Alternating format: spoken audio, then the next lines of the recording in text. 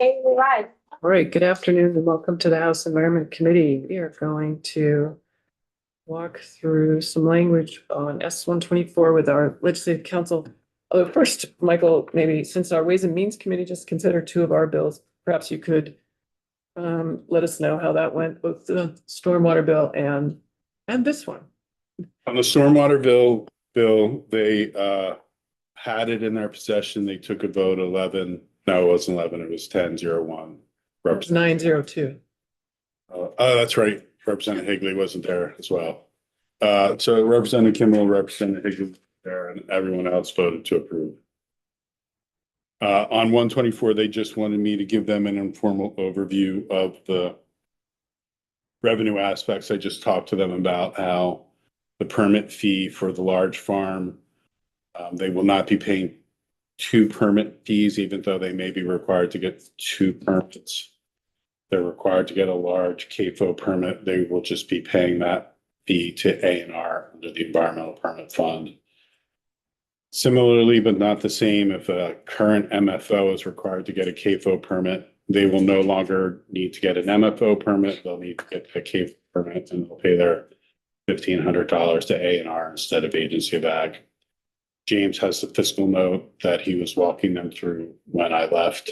And it's a relatively minor fiscal impact, as estimated by JFO. They are not taking a vote on it today because they don't have possession of it. Once they get possession of it, they should be able to move quickly, considering what James and I did today. Thank you. And then just remember, so you know, tomorrow then H481 will be up for action. And Kate will continue to be our reporter. Great. So S-124, hopefully you all have a draft number 1.1. It's 1.1 because it's and this is actually a question for you. Are you amending House Ag's report? Or are you amending the bill? I have it as you amending House Ag's report and doing it as a strike all. And I can talk to the clerk about this, but I don't know how you want to do it. We have possession of the bill. Right, but what are you amending? Are you amending what passed the Senate? Or are you amending what the Ag Committee just gave you, which was a strike all? And did you? So Well, I drafted it as you're striking their strike all. Okay. And putting in your own. Let's walk through that. Okay. So just changes. Yes. All right, so I'm gonna first focus on the major changes because there's some just conforming changes related to one of them. The first major change is on page 25. And this is in the designated powers of the secretary. And that first one is on page 25, line 3 and 4. That is at least as stringent as. That replaces that language that said is equivalent to the Federal Clean Water Act and enabling rules. And that same change is made on page 25, lines 6 and 7. And then there are conforming amendments throughout, where you reference the fact that the secretary can adopt DPT's CAFO rules, which might have requirements that exceed the Clean Water Act or its regulations. So that's kind of goes hand in hand with moving away from the equivalent to the Clean Water Act regulations. And it also reflects the authority that you had already given the secretary to make, adopt, revise, and amend rules as necessary to administer a DPT's CAFO program, which is on page 25, lines 5 and 6. So that's the first major change. Let's just pause there for a second. So if we stuck with that is at least as stringent as,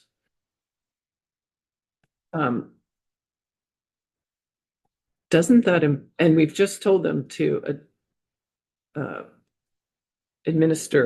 adopt and administer a VIPTES CAFO program. I guess I don't. So federal programs usually that practice cooperative federalism, and the cooperative federalism is when the feds pass a law, but then they don't inscript the states to enforce, which would be unconstitutional. They incent the states to enforce, usually through funding or some other incentive. And that's called cooperative federalism. There's usually conditions on cooperative federalism, and it's done in a different way. Earlier today, I think I referenced the FDA and the FFDCA. That's a cooperative federalism program too.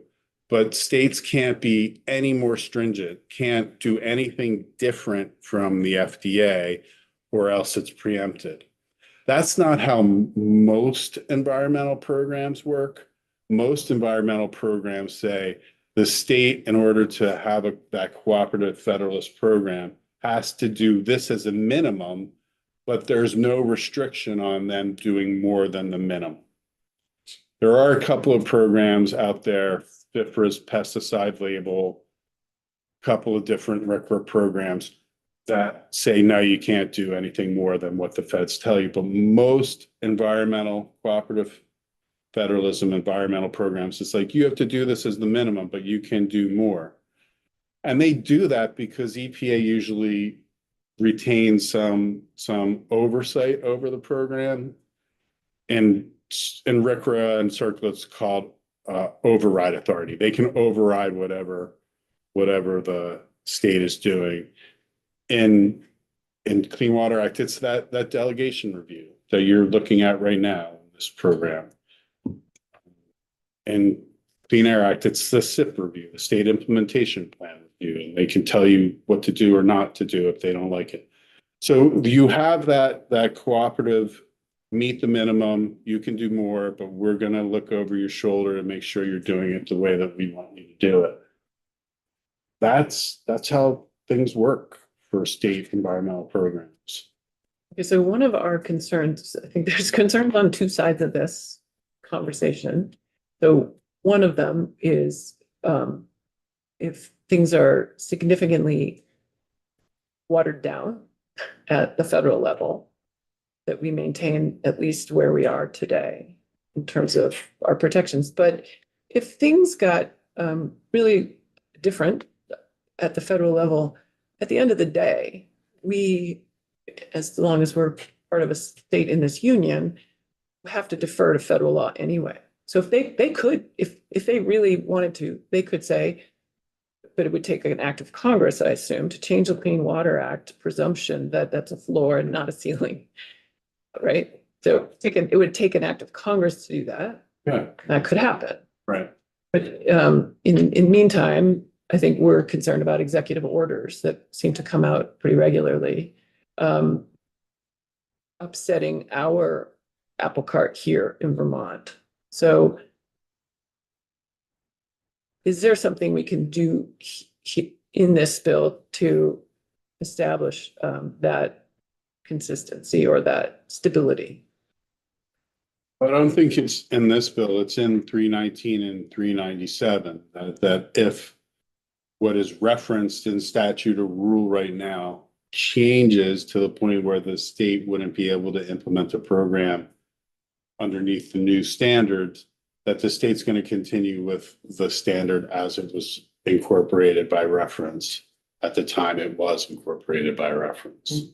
Yes. And that's actually not like crazy new theory. You know, there's definite precedent out there that, and it's been divided in different courts, that when you cite to something, you cite to it as it existed on the day you cited to it. Well, other courts will say, well, you cited to it and you must have meant as it evolved. And that's what we're, you know, so basically you're just reflecting the first, you know, body of court law, that what you cited to as it existed the day you cited to it. And that's fair. That's a fair assertion of the law, and it's really not anything crazy new. But it will be able to keep your stability of those programs. Especially when you go and you look at some of the laws that you've enacted, the rules particularly. You know, the major example is the clean air regulations in Vermont. There's like 400 references to the federal law. If those federal laws were in any way repealed or impacted, those regs would be unenforceable or unadministrable. So you've got to do something to assert how that's going to be implemented. Representative Reagan. And couldn't we accomplish something similar by establishing those standards in rule? Establishing the program in rule? Well, you don't even need to do that because what the language in 319 says is that they exist to be, they continue to exist to be standards. Yeah. And the agency has to publish those reference standards the way that they were referenced by the legislature or in the rulemaking, and they have to be available to the public so that the public knows what the standards are. And that, I mean, I worked with A&R to draft that language, and then Tucker took it and expanded it to all agencies, but I think that language works. But wouldn't it also accomplish a similar thing to enact that program in rule? Yes. But I mean, just the CAFO Clean Water Act reg, this program. But it is in rule. What do you mean? Right, so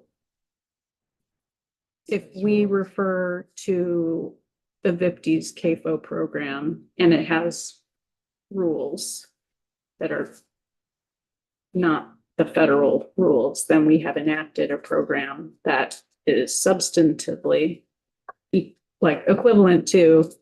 Are you Federal saying if we do CAFO. that before any changes? Yeah, if we do that before any changes happen, then we have our own program. Hmm. It is at least as stringent as the Federal Water Act. So then the program would be at odds with the language that is in the, it's my child. Potentially. It means it's, sorry, the language that was in here before, instead of as stringent as, it would be, the rules would be at odds with that language. How so? Because Still it be- say the program has to be equivalent to the federal. Oh, no, I'm saying we want, if we have this language keep and this then we language. establish the VIPTES program in rule. Yeah. Then we have like, If we keep this language, yeah, yes. Right, I don't then think, we're Oh. very, very covered, especially through the other bill. right, but yeah, I think Amy asked if there was a Right, different it's- way to do this, and Michael was saying there's a different way to do this instead of this language. And then you're saying that we are essentially doing this already in Yeah. another bill. If we pass 319. I do think that, I think you had the discussion, and it was a good discussion earlier about equivalent. And I think Representative Logan, you were the one that made the point that if the Clean Water Act is weakened, does that mean that the state statute has to be weakened in order to be equivalent to? And I think that's definitely one of the arguments with relation to that word. So even if we establish reference to Clean Water Act in another bill, still want to say here that we want to be at least as stringent as the Clean Water Act, unless we clarify the reference here, or because of what's happening in 319, does this reference get amended somehow? No,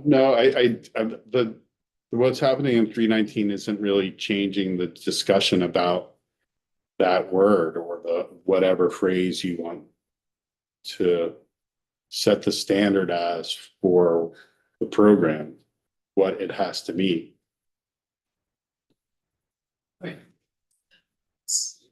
You have a question? Question, yeah. Ted Levy. You made mention of a public notice with respect to the rules, I think is what you're talking about. With this, is it page 25, line 11, the highlighted wording, the definition of a CAFO under Federal Clean Water Act regulations or under the VIPD's CAFO rule. How would a notification to the public look if there was a change that this wording is supposed to try to clarify or keep as strict as Vermont wants it, or we as a committee are looking to? And how often are we going to be sending these notices out to the public? Is this going to be like the yo-yo effect here? How is anybody going to know how to stay into compliance if the fear is the federal rules or regs are changing? Is this going to be like a weekly notification? Well, again, the state rule, you gotta bifurcate the Clean Water Act rules. I'm gonna come back to them in a minute. Under the state rule, the state secretary has to follow the APA. And she has to go through all the steps of the APA. And there's publication in media, there's public notices on the agency's website, there's opportunity for public comment. They have to go to what's called ICAR, the Interagency Committee on Administrative Rules, and come up with a public input or public participation strategy, which they don't really do, but they have to respond to all the comment that they receive. And this community is as plugged in as any community that you're going to find with relation to how they're going to be regulated. So this community for Vermont rule will definitely have notice, will definitely participate, will definitely comment, will definitely require A&R to make changes. Because they're a very informed community too. If they see something that doesn't make sense to them, they will definitely let the regulatory entity know. And so, and then it comes to you, the legislature, in the form of the Legislative Committee on Administrative Rules. And one of the things you're supposed to look at is the public notification and comment process. And so public comment and is for APA is pretty vigorous, and I don't see it changing. Now, for the Clean Water Act regulations, I referenced this the other day, and don't know which day, I'm losing track of time. But the federal APA, they also have significant notice and comment provisions. In addition, there's kind of benchmarks or thresholds where there's often litigation when an agency is going through. They put out their draft rule for public comment, and the interested parties will litigate the draft rule. And it's just a draft, but that's a benchmark where the advocates can litigate. But remember, I told you that the Trump administration has put out that executive order to use the good cause clause of the APA to reduce the amount of notice and comment that they have to go through, and to repeal those provisions that are those rules that rely upon Supreme Court precedent that's been overturned or amended in the last 5 to 10 years. And so I don't know what that means. I don't know what notice anyone's going to have about those federal rules. I don't know how they're going to implement good cause. I am sure that there will be litigation, but that doesn't mean that they don't go forward in the face of litigation. So I can't answer public notice for you for the feds right now, because it seems shifting.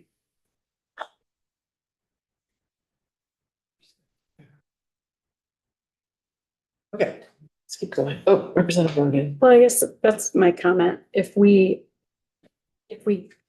have our program in rules, then regardless of what's happening at the federal level, our program's still there.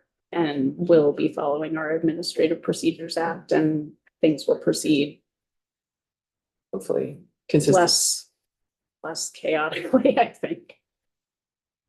Madam Chafee. Yeah, I really apologize. I have to run to an appointment and we'll be back in about a half an hour, but I just want to say that I think it's really important that we address this. I'm not sure that the current proposed language is the best way to do it, but I don't feel comfortable relying on language that's in a bill that we haven't passed through both bodies.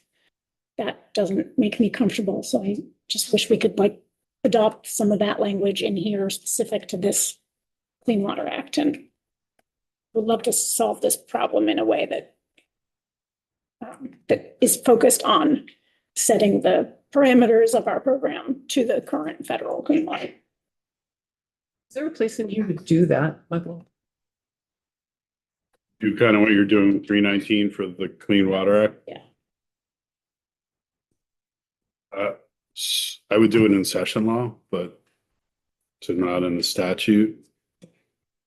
Because it would expire? Excuse me? Because it would expire? Yeah, because you never know when, right, you don't know when the law would then rise up again. Like say that they repealed the Clean Water Act, it was litigated and the court reinstated it. Do you, I think session law would probably be best. Or the changes in, but the 319 changes, are they session law? Yes. But with The date? a date, July of I remember. 2020, January of 2029, when it would expire. Representative North. January 21? 2029. Oh, 29. Yeah, you gave, I said 2021. Representative North. Yes, I could. Yeah, I like to keep things simple, and I think what Michael's proposing is the simplest way to address the uncertainty, because what we're trying to do is mitigate risk. The risk of either the federal laws declining or lowering in the federal laws side, and the other side is trying to mitigate against the risk of the Vermont laws artificially or arbitrarily increasing. And that unknown on both sides is the risk we're stuck between. And so what I think the most direct way is to eliminate the at least as thing, because that adds a bunch of risk to the farmers. So an equal to statement is good, but we want to be equal to something that's very known. What's there now is very known. What's unknown going forward is the federal statutes going forward. That's where the risk occurs on the federal side. So if we could just set it equivalent to Clean Water Act, Federal Clean Water Act, enabling rules as they are as of date, and just put that in and just clamp it down to equivalent to right now, what we're all used to operating under. Doesn't that fix the problem? And then we don't have to worry about there being risk on one side or risk on the other side. We're just clamping it down to right now. Representative Logan. I just finally heard a reason for why you were concerned about this. I was struggling to understand why it was a concern. So the concern is that you're worried that the Secretary of the Agency of Natural Resources is going to like arbitrarily inflate the standards that farms are. Or that we will, or future groups that sit in here, and that anybody could. Future groups may. Yeah, right. Future legislatures can always Which change is, that. which can is always as change big the a law. risk as the federal. But that's not, changing theirs. So that's not implicit in that language, at least as stringent as, because that would be us taking more legislative action. I don't trust us any more than I That trust doesn't, guys. this doesn't, like, at least as stringent as, it has nothing to do with us doing anything. It has to do with the secretary's rulemaking process, and I think for our part. Yeah. I was talking about the greater us, the whole, Well, A and R. We could come back and Everybody. change the law anytime and make the standards more stringent. But I understand, I mean, it seems very unlikely. I guess it just didn't occur to me that Secretary of the Agency of Natural Resources would just like randomly, If. Increase well, standards. well, I mean, Julie Moore might not, but who knows who's gonna be in there next? Right? And that's just as much risk as the federal government changing things. There's equal risk of, I we're would just say- trading I one would risk say for they're another. not equivalent risks. When some would argue that the risks are greater, leaving it up to Vermont, they are. So if we just clamp into something that we can all agree on, which is what the current Federal Clean Water Act is right now, just clamp it to that. That's a known thing. We've been operating under that for a while. We're all happy with that. Let's just clamp it to that. And then that kind of eliminates all of the uncertainty. But isn't 48% of our water, I'm sorry, Yeah, go ahead. isn't 48% of our water right now, impacted by agriculture in terms of phosphorus? 40% of the water, but But what is it? I thought it was 48. 48% of. I don't know what you're talking about. Phosphorus. I don't Is that know what you're talking if about? that's related to this conversation. Well, I'm just saying it's not working. I mean, what we have right now isn't working. Right, well, we're trying to fix it. Right, right, but just in terms of Rob's argument, he's saying let's just stay the same, but it doesn't seem like that's. I get It's it. clamping the standards, not The the Clean who's Water enforcing Act, it. the federal, he's just referring to the federal So clean the- water. Yeah, just what the standards are, not who's Okay. enforcing. I agree with who's enforcing it needs to change, and that's what 124 does a really nice job of, is identifying who's responsible for enforcing it. Representative Tavernier. I thought I just heard Representative Logan say we could come back at any time and change the statute. If that's the case, then why don't we just MS 24 the way it came from ag? And if that's the case, next session, just working on less than 6 months from now, revisit it. Yeah, so I do want to like just clarify that we are the first committee to take up these proposed amendments, right? Like there was another bill that I introduced that the advocates actually tried to get more of or pursue. I checked in with the chair of the Senate Natural Resources Committee.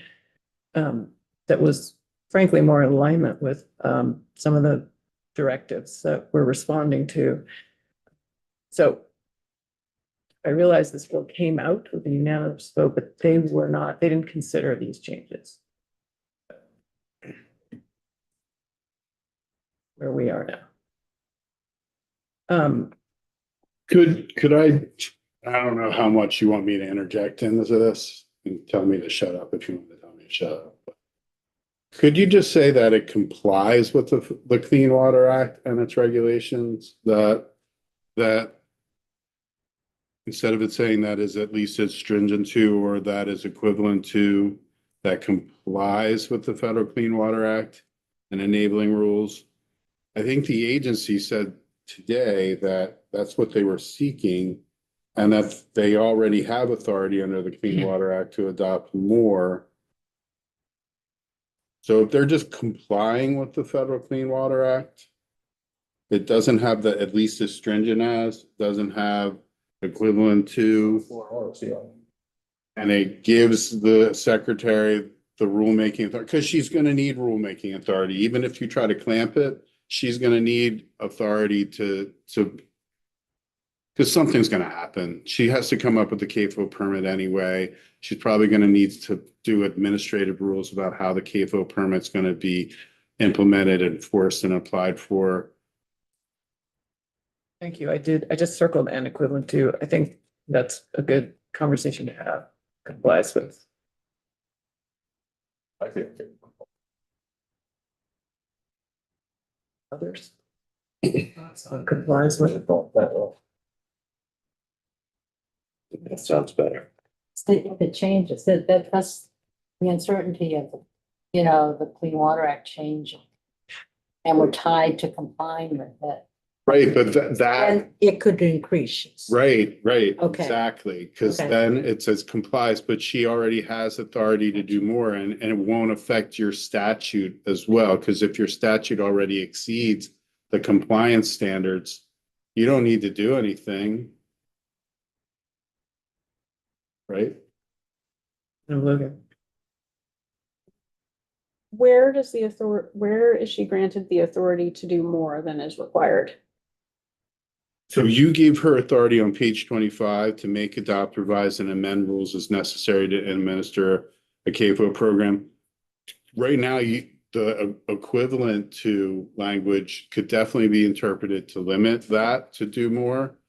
And that as stringent as is also something that raises those questions that you have raised, but complies with. You can have a program that complies with the Clean Water Act that does more, but is also just the equivalent of it. It could be either or. I mean, they could start out just being equivalent, but they would have the authority to do more if they needed to do more. And she's gonna need to do more. She will, and honestly, I've said this in the other committees, but you're gonna be back here probably like every other year with this, working through issues, because that's what happened in 2004. We didn't resolve everything until like 2012. And so you're gonna have tweaks on this, like you do with all the programs. You have all these have tweaks. Books with complies with. Representative Sackler. Yeah, this sounds right. I just want to make sure I understand. So you're saying that if we use applies to the program, that means that we wouldn't have to change our rules if the federal program became less stringent, Right. and it would retain all the authority that the secretary has right now. Right. Change nothing. Right. So it would be a very simple change to the bill, including that word instead of keeping it equivalent. Mm-hmm. And then would we then not need all the other conforming language? I think having the conforming language is good, because it recognizes that although she hasn't adopted rules yet, she may. And if she does, that they might be controlling. And I think that's a good conforming change. Might be controlling, If she does Mhm. rules, then they would be. then they would. Right. If there's no rules, it doesn't control. If there are rules, they probably will control. It's one of the nicer distractions we've had. Yeah. A daily dog walk. Representative Logan. So what's the using the word, using the word complies, what is the legal basis for the definition of complies that would say that the secretary can do more?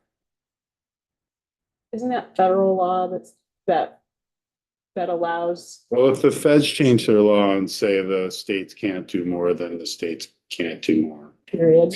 No matter what language. Well, it will depend on what they do. Like FIFRA, it says you can't do more than X, but you can do more with Y. Right? FDA, you can't do more with anything, period. You know, it will depend on what they would say.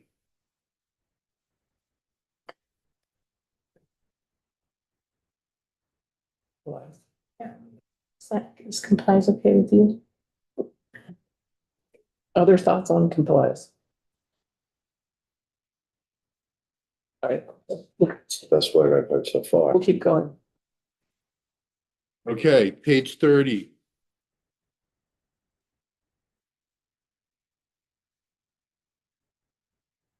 This is the report on inspection.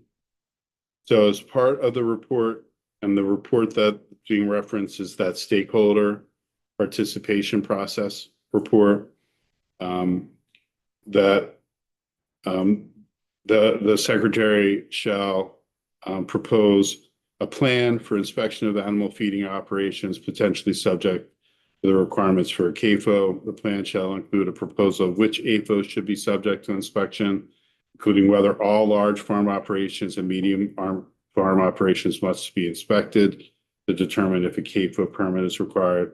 A proposed schedule of inspection of those AFOs subject to inspection, including the frequency of inspection or events or thresholds that would require inspection. And I need to put a conjunction after inspection, the semicolon. And an estimate of the staffing or other resources that would be required to implement the proposed inspection plan. So it's not a mandate for inspection, it's a plan. And then you would have the ability to implement that through statute or direct A&R to adopt it by rule.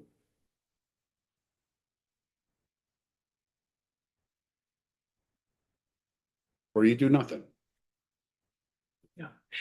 And does this speak to, is this, I'm assuming number 2 is where we get to how small farms would be addressed? Yeah, I think small farms are addressed in 1 and 2, a proposal of which AFO should be subject, because a small AFO is still an AFO.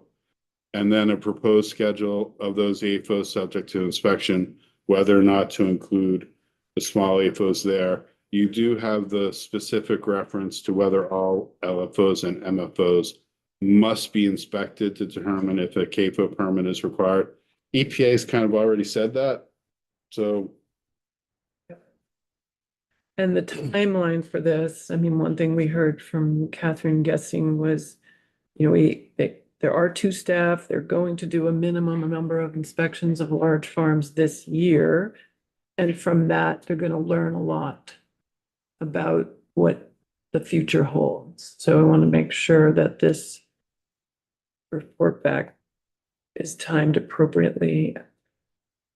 Well, it comes back in February 2026. Okay.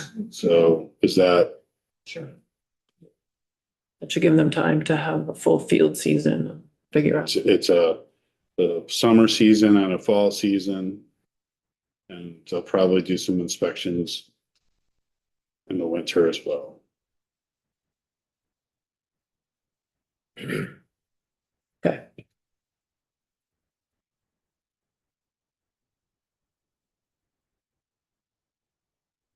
The other changes are just the 50s adding and the. Other than reference to the these rules, no. I can walk through those if you want.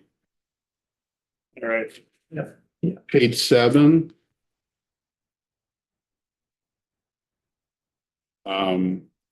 So A&R shall direct a large farm to obtain a permit under 1263, which is a discharge permit if required by federal regulations for concentrated feeding animal operation or by the 50s CAFO rules.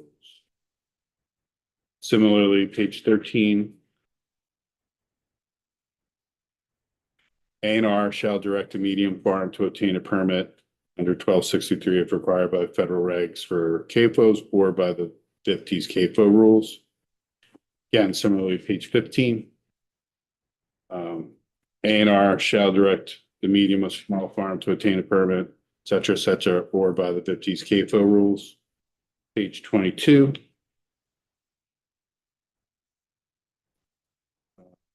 Medium concentrated animal feeding operation means an AFO that's defined as an AFO by the 50s CAFO rules adopted by the secretary, including the following. And then page 25. Designate, well, this is stuff we've already looked at. Designate any AFO that meets the definition of a CAFO under the Federal Clean Water Act regulations or under the 50s rule in the secretary's sole discretion. Then 32.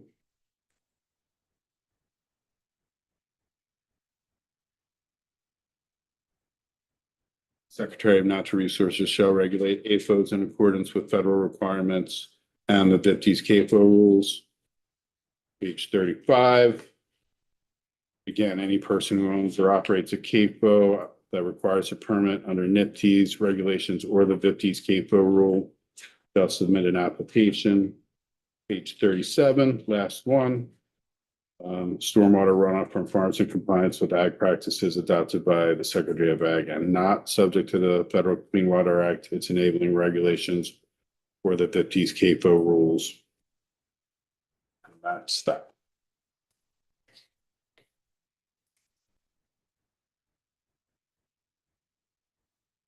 Are there questions or discussions?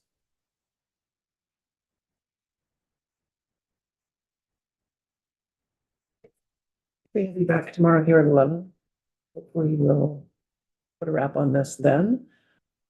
And I think we're finished for the day. Oh, was there a public service announcement? I think I made them. Oh, no. Oh, I wanted to right. vote on, Yes. I thought we should do the straw poll on the amendment, Kate's amendment, but I think we asked her for one change, complies with. Okay, you want me to make that change and then I'm gonna add a conjunction and later on. Okay. Maybe the editors can look at it. Yeah, we have a little disagreement about that. Representative Pritchard. I just keep going back to the testimony we heard today and the path that this has taken throughout the 20 months, all the way through the way it was before this. I think everybody's happy with this the way it was, except a few people here. And so I guess what I'd like to do, and I think what I'm going to do, is I'm going to make a motion to extract everything that has been put in this and revert back to how we read it this morning. And I want us to take a vote on it. And I think I'm entitled to do that. Can we take a straw poll? Do we need a second? I made a motion. Don't need a second. Don't need a second. So do I need to write it down? Yes. Okay, can we go over everything now that we're striking out? Sorry. Go ahead, Representative But Barthel. I believe what your motion is that this committee recommend that the body adopt the bill as proposed by the House Committee on Agriculture. That's correct. Can we go through those changes then? You kind of just did. So you would, instead of complies with or as stringent as, they would say equivalent to the Federal Clean Water Act and its enabling regulations. There would be no reference to the VIPT's CAFO rules, and there would be no report setting out a plan for inspection.